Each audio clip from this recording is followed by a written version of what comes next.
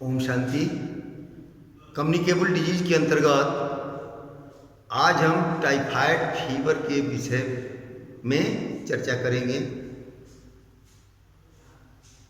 Typhoid fever एक communicable disease है जो सैल्मोनेला टाइफी के कारण होता है, इसलिए इसका ट्राइटिक agent Salmonella typhi.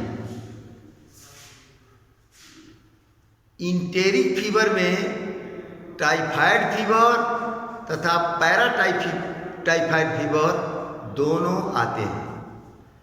Typhoid fever का लक्षण यूँ होता है, पहला कि लगातार 3 से 4 सप्ताह तक बुखार या फीवर का रहने लगता है। इसमें 1 डिग्री प्रतिदिन बुखार बढ़ता जाता है और इसे स्टेप लैडर पायरेक्सिया होती है। Step ladder pyrexia means high body temperature. Second symptom relative bradycardia, अर्थात bradycardia means slow heart beat. ये लक्षण पैदा हो जाते हैं। तीसरा सिर में दर्द, पीठ में दर्द और जीभ पर एक मैल का जम जाना, ये लक्षण है जिसके द्वारा हम पहचान सकते हैं कि अमुक पेशेंट को टाइफाइड हुआ है। अब इसके ट्रांसमिशन के क्रम में इसके संक्रमण का स्रोत मलमूत्र या एक्सक्रीटरी पदार्थ है तथा इसके कैरी हैं जो इसको के वाहक होते हैं। मुख्य रूप से ट्रांसमिशन इनका दूषित जल तथा भोजन के द्वारा होता है।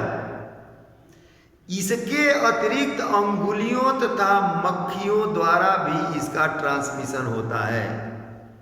तो यहाँ सबसे जरूरी है कि इसके जब टाइफाइड कहीं भी आ जाए, जिसको किसी को हो जाए, तो इन सब चीज़ों पर बहुत ध्यान दिया जाता है और इस चीज़ को हम प्रिवेंशन और कंट्रोल के अंतर्गत निम्न चीज का पालन करते हैं। सबसे पहले उस पेशेंट के ब्लड और स्टूल की जांच कराते हैं।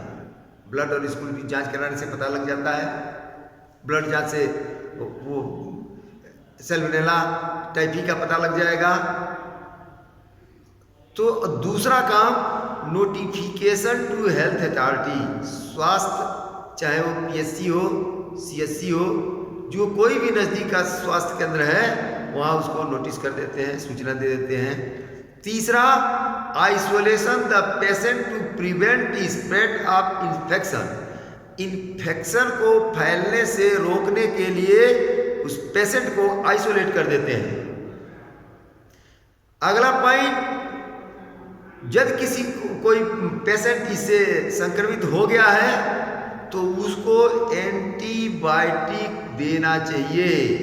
एंटीबायोटिक द्वारा उपचार अच्छा होता है और एंटीबायोटिक में मुख्य रूप से क्लोरामफेनिकॉल जैसे एंटीबायोटिक का प्रयोग ज़्यादा कामगार होता है। अगला पॉइंट, मलमूत्र को उचित प्रबंध करना चाहिए जिससे संक्रमण न फैलने पावे।